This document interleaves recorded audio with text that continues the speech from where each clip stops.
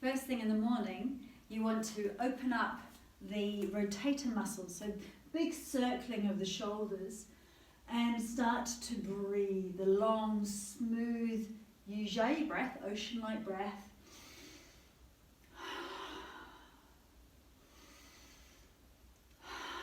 Look at your hands as you take them behind you. Big circling, backwards swimming. And then taking the hands around the body, bend the knees, keep the spine pretty straight, the head is lifted, and stretch your fingertips out.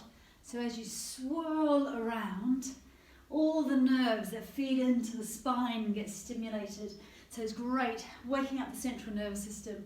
And then you turn this into a discus throwing movement. So we inhale, throw the discus, exhale, down, up and breathing in. Start to clear the lungs and point your toes as you lift your fingers. So we get that fascial stretch just underneath the skin surface of the whole body. So a couple of big swishes and then just give yourself a little tap on the upper back. And we'll come down onto knees. So starting with knees, we're going to be activating gluteal muscles, opening up into the pectoral muscles, the chest muscles, and activating the upper back muscles. So taking the hands into the heart center, make sure your head is balanced on top of your neck, so you're not thrusting your head forward. Your shoulders are nice and dropped away from your ears. I like to imagine there are heavy weights dropping down from the base of the shoulder blades, so they're really nice and relaxed in the shoulder girdle. So take a breath here. And then on your next inhalation, squeeze the gluteal muscles as you glide up, and then exhaling down. So we squeeze the glutes, the bum muscles, and release down. As you squeeze, you come up and down. And then same action through the glutes, but take the hands up high and down beside you, lifting up to open the heart center and down. Press down through your shins. Take the hands behind you, extend them in front of you. So this is called an extended child pose, lengthening all the way from the crown of the head to the tail. And then coming up onto hands and knees for cat and cow. So I'll just turn sideways for cat and cow. We want to lift the tail, lift the heart, and as you exhale, tuck the tail, rounding through to the shoulders. Lifting, opening the heart center, tucking, and rounding like an angry cat. If you are experiencing too much rounding through the upper back area, come more into neutral. And if you are getting too sort of lax, if you like, through the middle back, the lumbar spine area, don't take your tail quite so high. So inhale, exhale to round. This is wonderful just to warm up the spine, exhaling to round, and getting some mobility through the pelvis. So doing this until you've had enough, and you might want to then take your knees together and swirl the hips around. Nice big circles. Swirling the hips releases any tightness around the pelvis. It's a nice massage into the lower back. So one direction and then the other.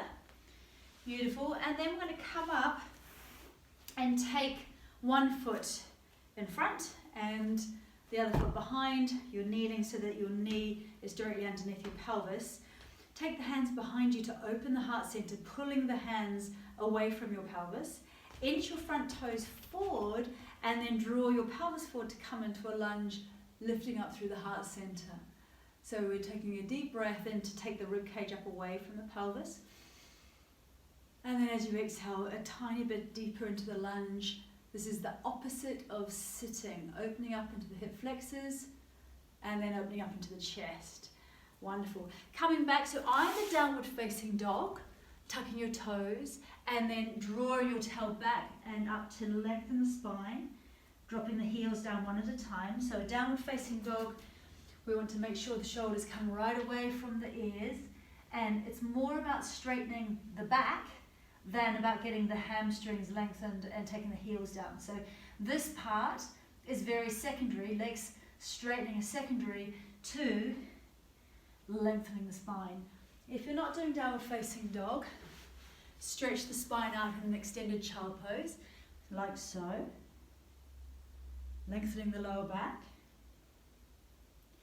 And then coming up and doing your lunge on the other side. So knee on top of ankle, roll the shoulders back, draw the hands away from the pelvis, inch those front toes forward, and then just lift the heart center slightly. We're looking for the stretch in the quads and into the hip flexors here. We want to slightly tuck the pubic bone forward, very slightly, as we come into this lunge here. Smooth breath. And then hands down on either side of that front foot and just spring yourself forward. Hands on top of your knees, on your thighs, wherever they land. Press down through your heels and start to lift the sit bones and straighten the spine. So we're creating a long line from the crown to the tail. Lengthening and then releasing on an exhalation. Pressing down through the feet to lengthen on an inhalation and exhaling to release. So crucially, when we come up, we're looking to draw the base of the shoulder blades towards each other, draw in the base of the rib cage so that we work those deep core muscles here. All of the extensor muscles of the back are working. So if we're rounded, they won't be working. We want to make sure that the back is straight, and that means lifting the tail slightly. And then by all means press the heels down in order to create a little bit of stretch through the hamstrings as well. Press down and out with your feet so we have a slight lift through the inner arches. So breathing here and then releasing. And then just roll yourself up and take another couple of full rotations through the shoulders and you're good to go.